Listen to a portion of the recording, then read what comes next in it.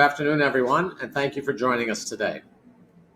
The Peterson Foundation Economic Forum brings together thought leaders for in-depth conversations on America's most pressing economic issues. Today's discussion comes at the right time. This morning, the Bureau of Economic Analysis released Q2 growth numbers showing that real GDP fell at an annualized rate of 0.9% in Q2. This follows a decline of 1.6% in Q1.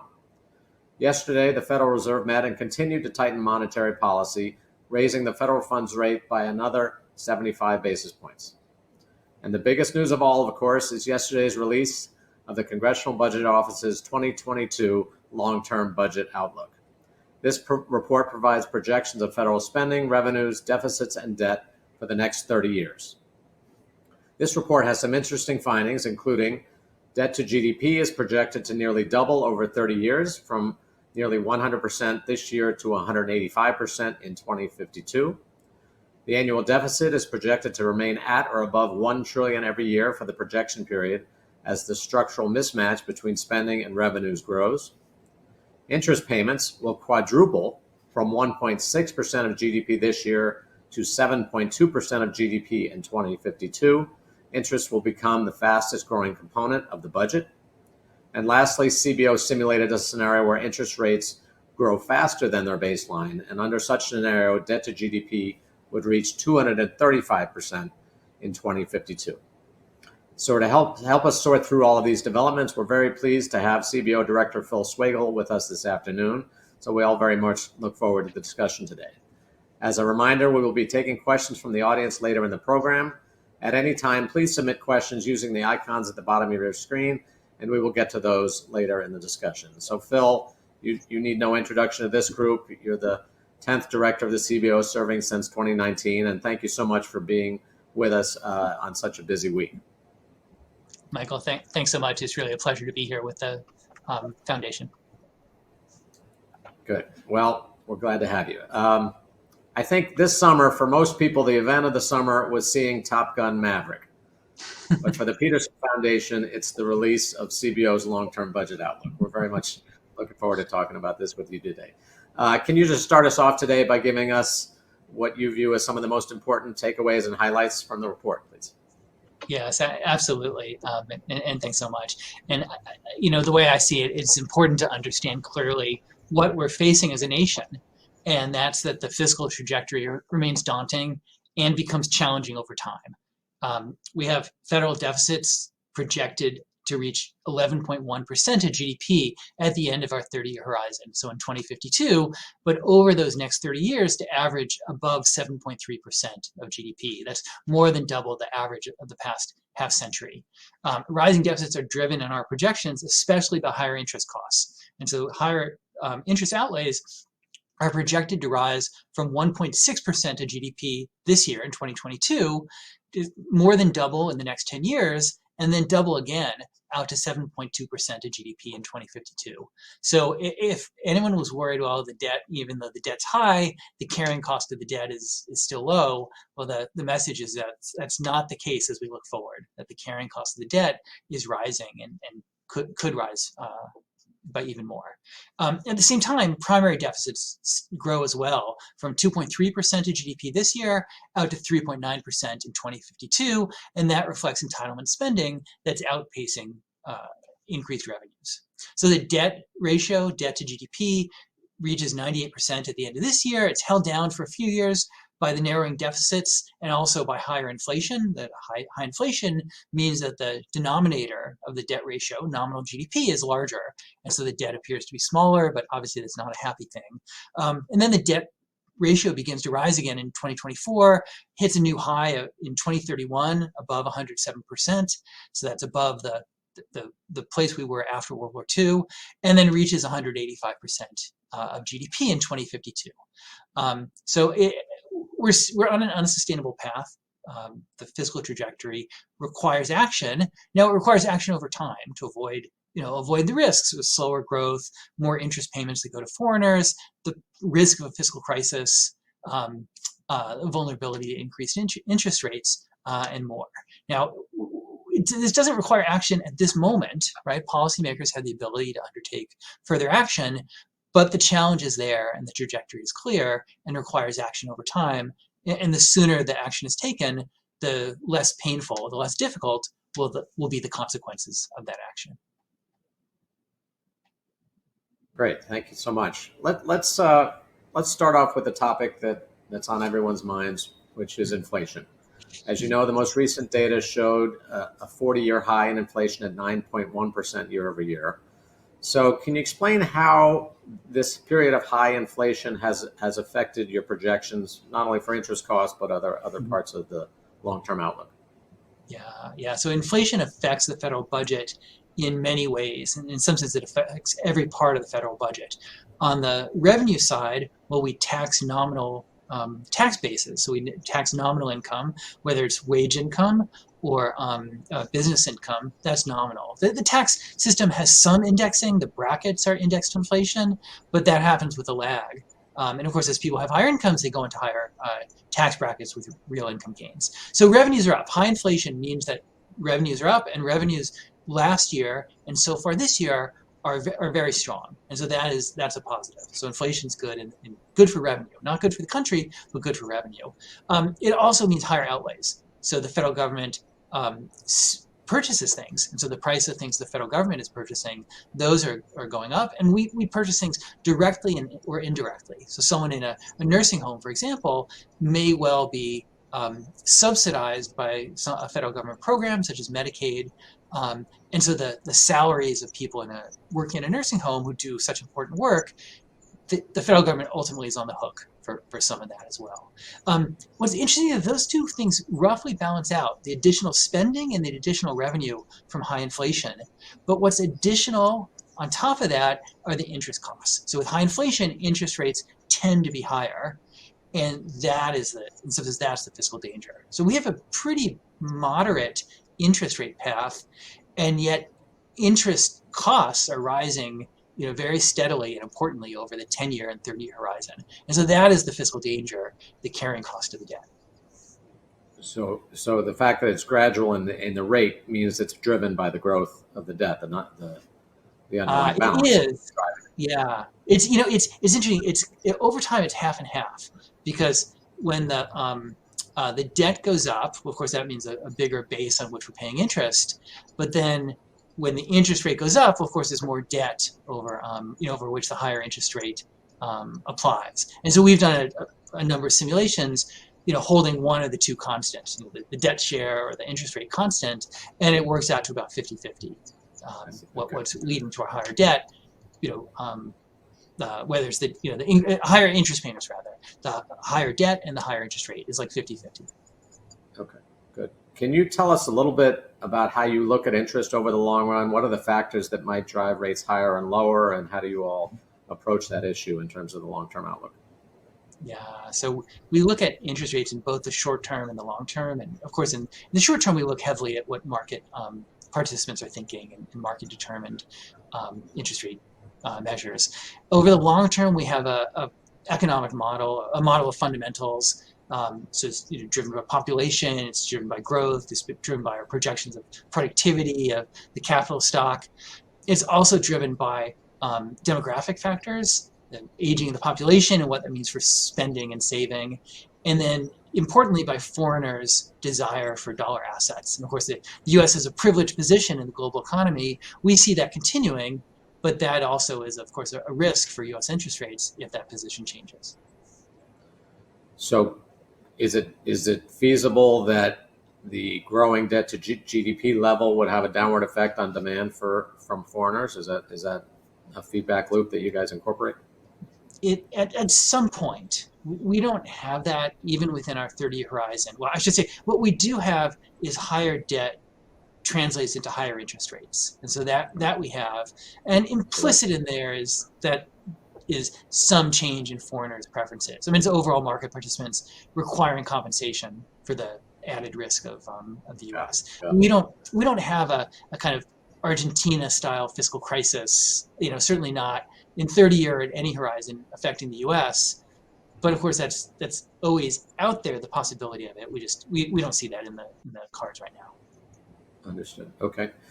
One of the things that concerns us is the intergenerational aspect of this. And if we're looking at interest costs, at the end of the period of your report, interest accounts for about 40% of revenues. So 40 cents of every dollar of taxes goes towards interest costs, which is rough on the generation having to do that. How do you think of that issue in terms of budget sustainability and what that would be like for whoever's the unlucky CBO director at that point? Yeah, no, it's an important issue. It's an economic issue and a social issue. It's an issue of fairness, and that's what I was thinking of with social, is that the generational issue, that the longer we wait to undertake the adjustment, the fiscal adjustment, that means that some current generations are not bearing their share of the burden of adjustment, right? It has to be borne eventually, whether through changes in revenues or changes in spending.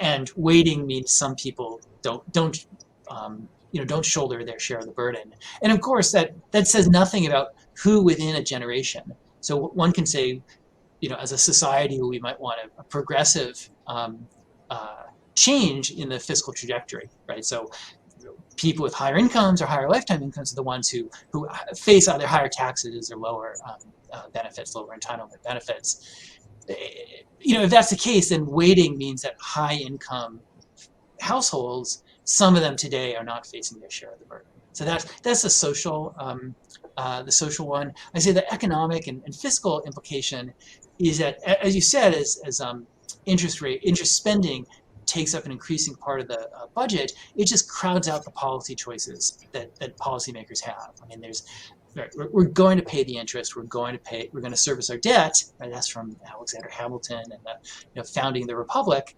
But that means the resources for everything else get crowded out by those interest payments. Okay.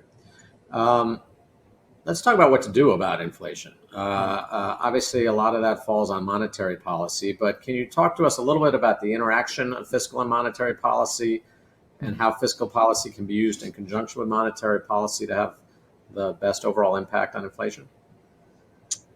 Yes, of course. And of course, I have to preface it by saying that CBO provides Congress with analysis and not policy recommendations. So I'll talk about a wide range of policies, and none of them generally speaking would be helpful. Yeah, of course.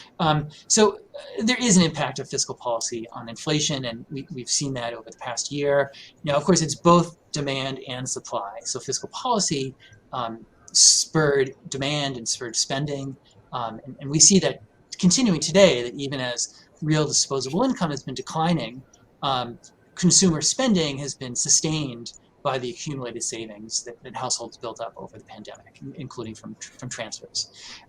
So fiscal policy had an effect on inflation. It was together with supply conditions, and I think we all understand there's lots of supply challenges still. Both food and energy prices since the invasion of Ukraine have gotten worse. They were there before. Inflation was high before the invasion of Ukraine. It's gotten higher since then, and the myriad other supply challenges. So there is an interaction. Fiscal policy certainly has an effect on inflation and accounts for some of the high inflation. What to do about it? It could be either on the demand side or the supply side. The Fed, of course, is acting on the demand side by raising interest rates, and we see that already affecting some interest-sensitive sectors of the economy, the housing sector in particular. Autos in the past has been interest-sensitive, but there's such a built-up demand for autos of people who couldn't buy them over the past year, and still there's shortages. So it's going to come through housing and then eventually business investment. Fiscal policy could take an additional role. It's something of a blunt tool. There's lags to it, but that is a tool that's available to policymakers if they choose to have fiscal policy make an additional contribution to lower inflation.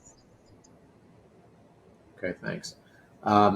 Let's talk about other current recent events on this issue. So as you know, Senate Democrats announced a new reconciliation framework that includes provisions addressing climate change, healthcare, and tax policy. Adding it all up, the proposal drafters estimate the package would contribute $300 billion to deficit reduction. Most importantly, they changed the name of this bill to the Inflation Reduction Act of 2022. So how would CBO score that name to begin with? Okay. Well, of course, we evaluate the legislation as it comes. Whatever whatever's drafted, we will evaluate that. And the name is the name. And obviously the Senate parliamentarian has to determine whether there's something that has a budgetary effect. Right. Well, all right. So let's talk about some of the components that I know you have studied. So 288 billion of the savings is attributed to allowing Medicare to negotiate prescription drug pricing. So can you just give us a sense of how that savings is achieved and how you guys have analyzed that issue generally? Okay, no, very good. And I should just preface this by saying, of course, we are analyzing the legislation, and eventually CBO will put out a cost estimate, as we did with the Build Back Better last fall and the American Rescue Plan Act. So the numbers that the Senate leader put out last night, of course, are his, and we'll evaluate the legislation and put out our cost estimate. So so those savings from prescription drug prices come about because the legislative proposals that we've evaluated in the past, including with Build Back Better, allow negotiation and provide two critical aspects to the negotiation. One is it provides clear instructions to the secretary, this is the Secretary of HHS, Health and Human Services, about the objectives in the negotiation, and then provides the secretary with leverage in the negotiation. And so negotiation by itself does not do it, right? That negotiation by itself does not lower prices. Those other two components are needed, and the legislation is drafted in the past, and we're evaluating what we've seen now, has those two key components.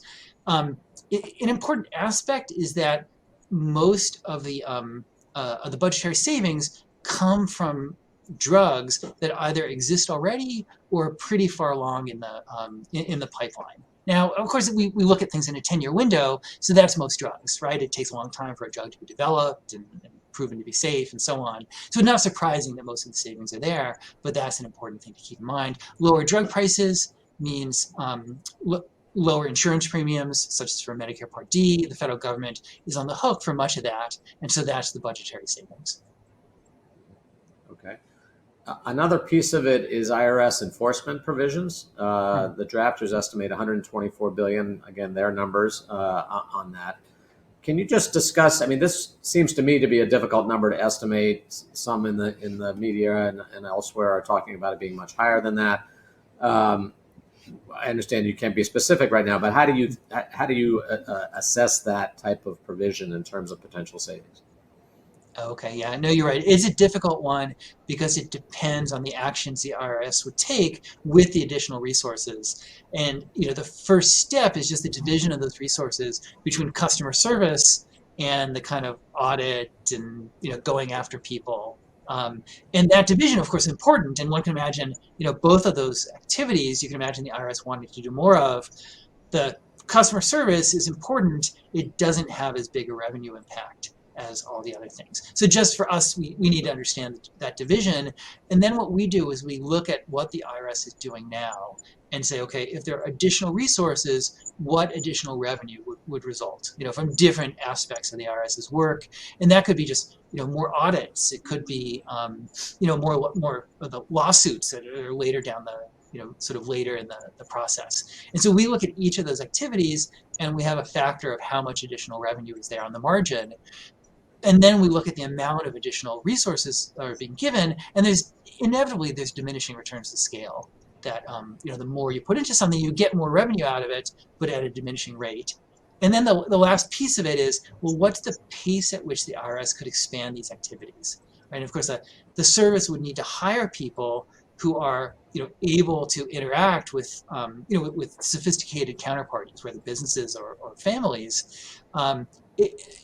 And of course, the private sector is competing for those same people. So the IRS will hire them over time, can train people. The IRS is a skilled workforce. It just takes some time. And so those are the different pieces that lead us to see less revenue than I think someone who has a more optimistic view. The IRS can get people right away, even though the labor market is tight, and even though private companies are going to want these same people. Someone who says, notwithstanding, the IRS is going to be able to hire these people quickly in today's labor market. Well, they might have a more optimistic view of that revenue.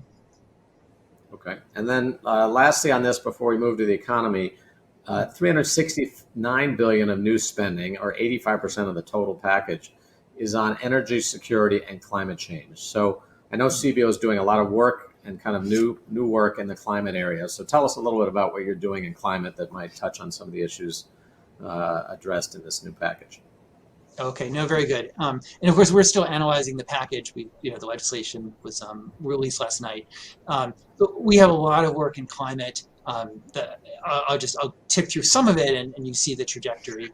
We're doing modeling work on basically across the border, or across the board on climate policy. So we have modeling work going on electric vehicles, and that's part of the legislation. So what's the impact of incentives for EV adoption and chargers and things like that? And then of course ultimately we want to say what's the emissions impact.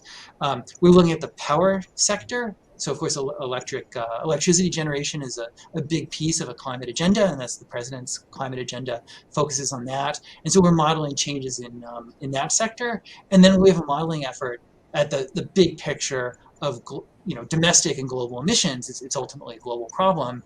And so we want to be able to evaluate policies like a carbon tax or a cap and trade or something like that. It could be spending, it could be regulation, something that has a global impact. And so we'll be ready to evaluate all of those. Actually, one note on climate and the fiscal impact is that many of the climate measures will have an impact that takes time.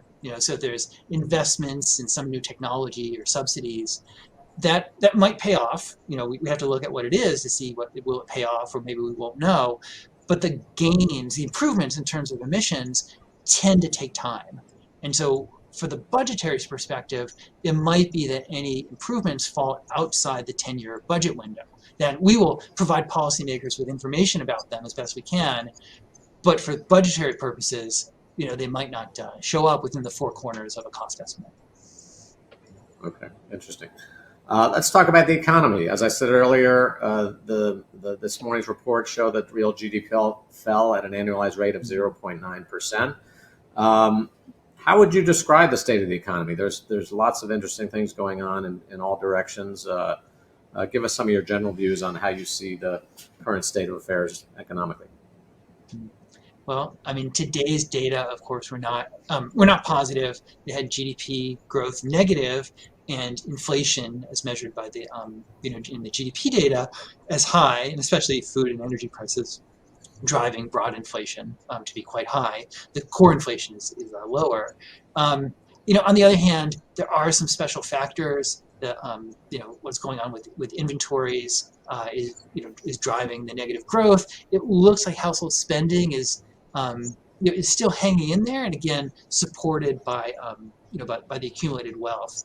And the labor market is still pretty tight. It's softening somewhat, but still remains pretty tight. And there's researchers who look at, say, the unemployment rate and vacancies rate, and you get a sense from both, such as both sides, the worker side of the market and the firm side of the market, and get a sense of the tightness of the labor market. So it is a mix. It's an economy that is slowing, and of course the Fed, as the Fed Chair Powell said yesterday, is looking to slow the economy, but not so much that we fall into recession. And that's the challenge right now, both for policymakers, but for us as analysts evaluating the economy. It is just a mix, slowing, but still with some positive aspects to it.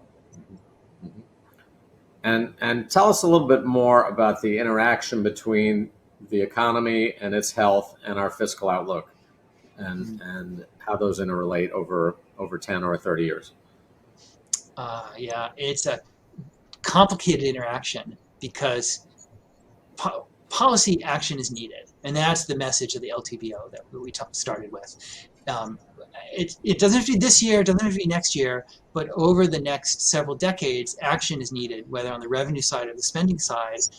It's a lot easier to act it's a lot easier for policymakers to act when the economy is strong, right? Whether it's through higher taxes or lower spending, changes to entitlement spending, and so a strong economy just makes it more possible to have that kind of action. And of course, a weak economy then might actually require policymakers to undertake more expansionary actions. to support the economy, to support families, to support businesses. There is the capacity to do that. So if the economy does weaken considerably in the period ahead, fiscal policy could respond, but of course that has an impact on the long-term trajectory as well. Okay, let's go back to the report and some of the long-term drivers. At the foundation, we talk a lot about the structural imbalances that exist and the big drivers of rising healthcare costs, demographics, and growing interest, combined with an inadequate level of revenue to fund the promises we've made. Describe how the CBO looks at each of those, or which ones you think are most relevant, and how you assess the long-term nature of some of these structural problems. Yeah. Over the long term, we have basically three issues. One is interest payments, and that I talked about before, and that is just a risk, right? It's a risk if interest rates go up for a variety of reasons that makes the problem more challenging. After that, on the spending side, it's entitlements. It's healthcare and it's retirement, Social Security mainly. And again, that is not saying anything negative about those programs. Those are incredibly important programs for millions of Americans, right? That's the foundation for many Americans of their retirement security. And so the challenge for policymakers is to strengthen them and make sure they're sustainable into the future, because right now neither program is financially sustainable into the future. And so that is the challenge. And that's what we look at. And that's what the report provides policymakers with analysis on is, well, what is driving the fiscal imbalance? It's a mix. It's the aging of the population, and that affects both Medicare and Social Security. I mean, that's 100% of Social Security's challenge is, of course, the aging of the population and the decline in the number of active workers per retiree. Medicare is more like 50-50. So 50% that healthcare spending is growing faster than the economy, and costs in the healthcare sector continue to rise on trend more than the prices in the rest of the economy. Not in every year, but on trend. And then the aging of the population, of course, means healthcare spending rises as well, just because the older population will naturally have more healthcare needs.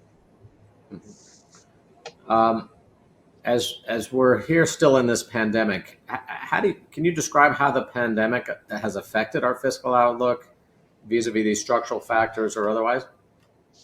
Yeah, it's a real challenge. And of course, the pandemic, first of all, is a personal tragedy for so many, and a health tragedy and social. I think of so many things first, but the fiscal one is there. So first, of course, the policy response to the pandemic. I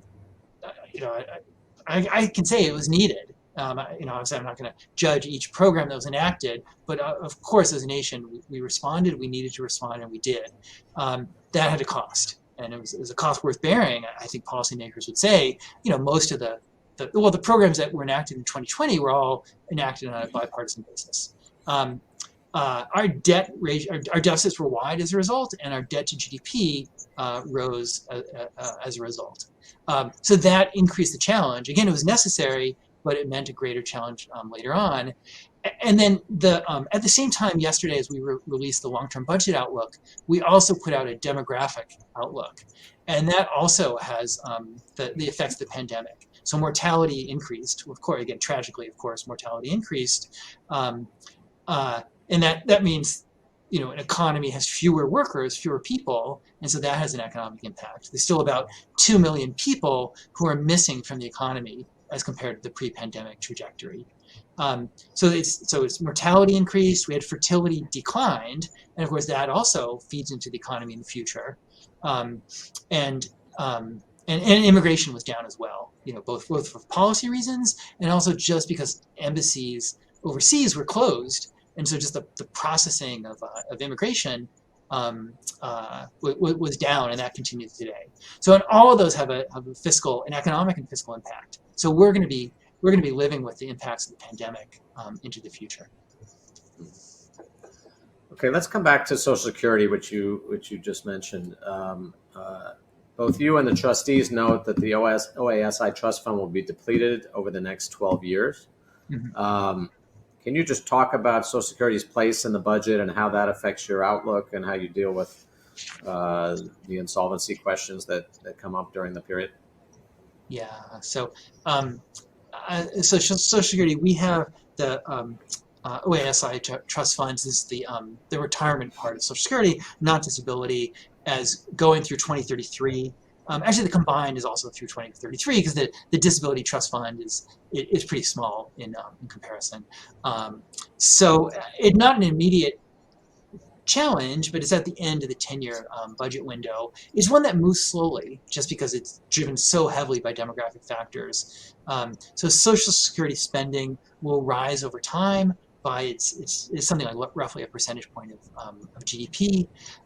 It's, again, compared to what's happening with interest payments and compared to what's happening with Medicare over time, it's smaller. It's a smaller challenge, but of course it's a difficult one from a policy perspective because it's either people paying more in revenues, higher taxes, or some people not getting all the benefits they were promised, right? So people, if Social Security adjustment is done on the benefit side, people will still get higher benefits into the future. They just won't get as high as were promised. And so, is that a cut or not? I mean, that's for a semiotician or something, but it's still a difficult challenge. Okay, let's go into discretionary spending a bit. This is one area of the budget that is not indexed to inflation, but it certainly appears lawmakers are content to continue to make upward adjustments on their own. So tell us how you look at discretionary spending in the years ahead. It's a little harder to model out because the formulas aren't quite there. So how do you think about that in the report? Yeah, so if you look at the report, you'll see that discretionary spending as a share of GDP is declining. So it declines over the next 10 years, and then in our projections holds steady. And that is just by formula. It's actually, for the first 10 years, it's a statutory formula that we have discretionary spending keeping pace with inflation, with a particular measure of inflation. But of course, that means discretionary spending is growing by less than the overall economy, since over time, over the next 10 years, we will have positive real GDP growth. 6 months is negative, but at some point in the future, we'll have positive real GDP growth again. So by formula, by law, our projections have discretionary spending declining as a share of the economy, and then we just flatline it. We have discretionary spending keep pace with the economy, but that's it.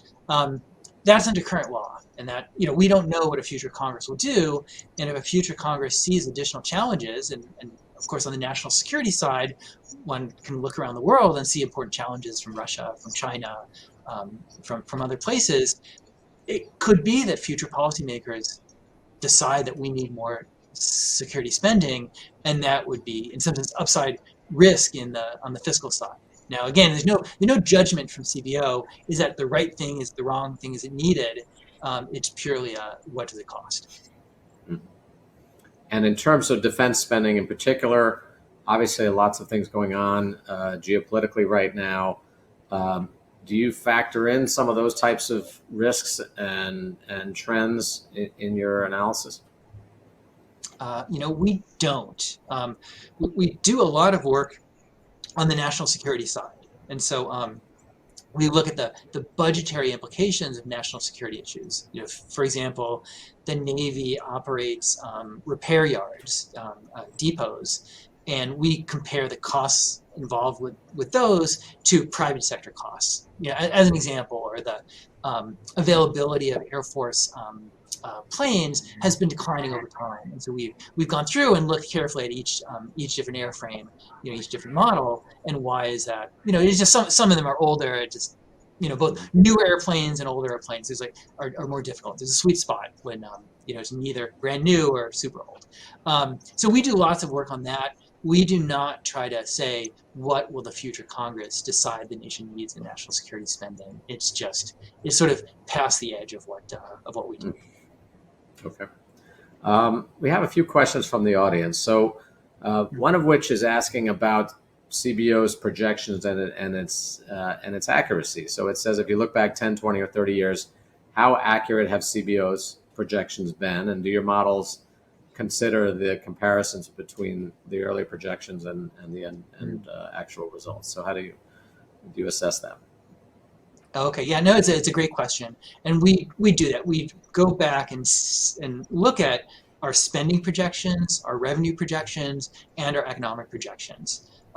we're not perfect. That's for sure, and especially near cyclical turning points, it's especially difficult to say where the economy is when things are changing for better or for worse. On the spending side, a challenge we have is just the nature of our projection is that it's based on current law.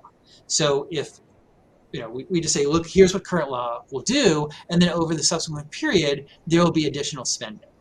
So what we do is we back out of the outcomes. We try to back out, well, how much did the additional legislation cost?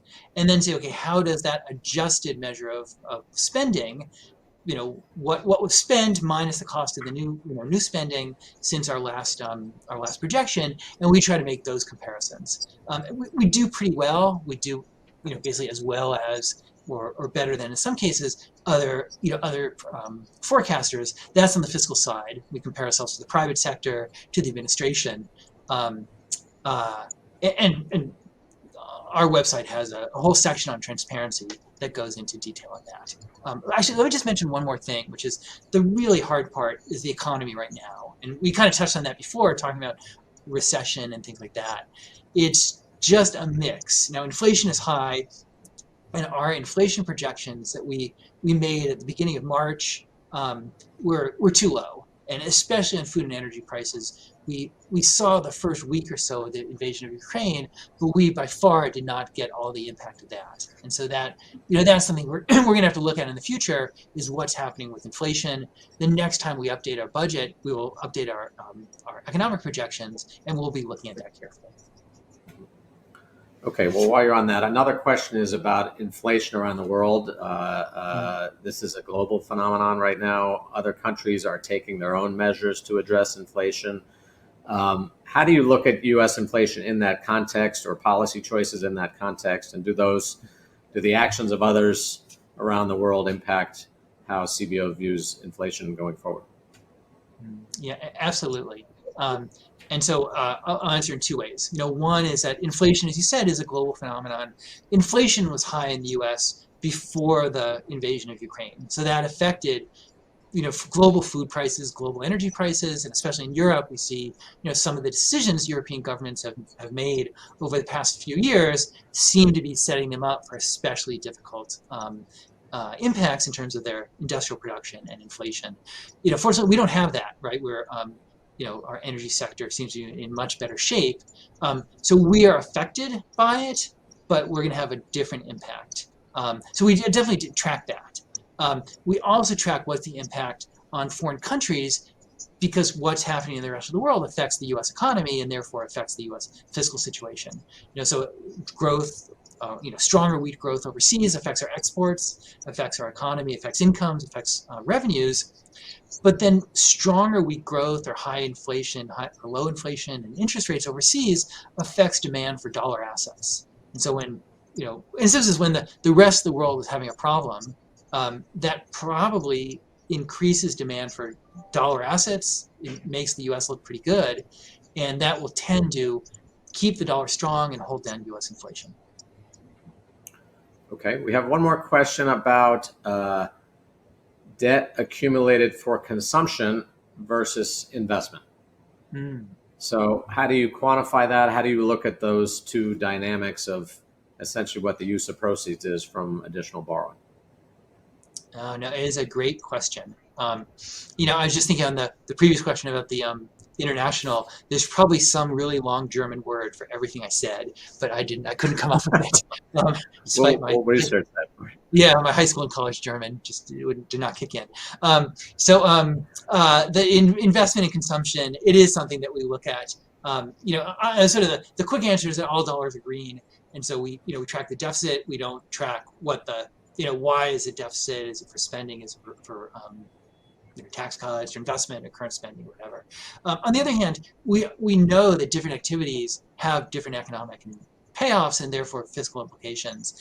And so, for example, last summer, we did a paper requested by Senator Portman from Ohio about the economic and fiscal impacts of infrastructure investment. And of course, that was in the context of the legislation he was working on the Infrastructure Investment and Jobs Act.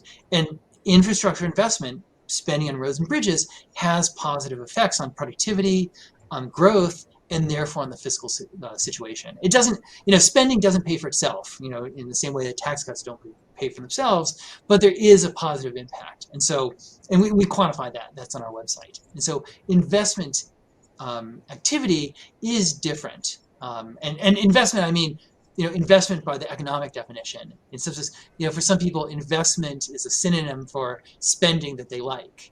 And, which again, totally, like, I'm not the word police, and people can use that. But when we say investment, we mean investment, in the economic sense. And that doesn't mean just roads and bridges. It could be, lots of things. But anyway, sorry, I got a smile. So what else could that include? So roads, bridges, capital projects. Yep. Yeah. Is it things that do generate a long-term benefit? Is that part of the definition to you?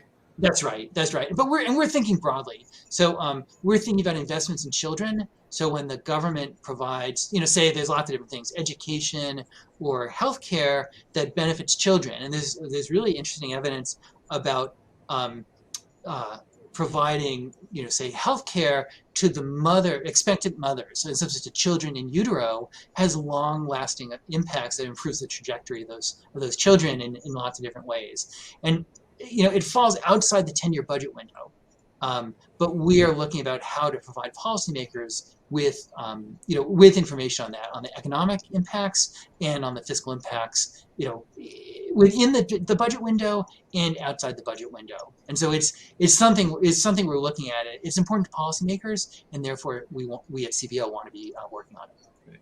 Right. Okay, I think we have time for one last question, which is about the debt ceiling. That's looming again next year. What considerations do you have about that process and the risks, and what can you share about what's looming in the debt ceiling land? Yeah, we are up to our eyeballs with reconciliation. The debt ceiling, I have to admit, I haven't thought. Boy, we're so focused on reconciliation now. Right. The debt ceiling is an important challenge, and it's the U.S. has to pay its debt, and we will pay our debt. The debt ceiling is an important institutional part of our system, and that is, CBO provides policymakers with analysis. And sometimes policymakers will ask us, well, under current law, given our forecast of revenues and spending, how long can the U.S. go before the debt ceiling becomes a problem, and the Treasury can take the so-called extraordinary measures? And we do provide that analysis. It's something we track, and we have really an expert staff that looks at that. So when the time comes, we'll certainly provide that support on how to reach the point of dealing with the debt ceiling and putting in place fiscal policies. CBO, by just the nature of our work, we stay out of those decisions. Good. Okay. Well, listen, it's 3:44. I'm guessing every minute counts of your day today. So we're very grateful for the 44 minutes that you have given us, and I'd like to give you 1 minute back it's a very small expression of our appreciation for your time on what must be an extraordinarily busy day. So, Phil, on behalf of our audience, thank you for all you're doing day to day, for the discussion today, and I'm sure all the significant activity in the coming weeks. So thank you for being with us and sharing your thoughts. No, Michael, thanks so much, and thanks for having me with you, and for the important work at the foundation. Thank you. We'll see you next time on the Economic Forum. Thanks, everyone, for joining us today.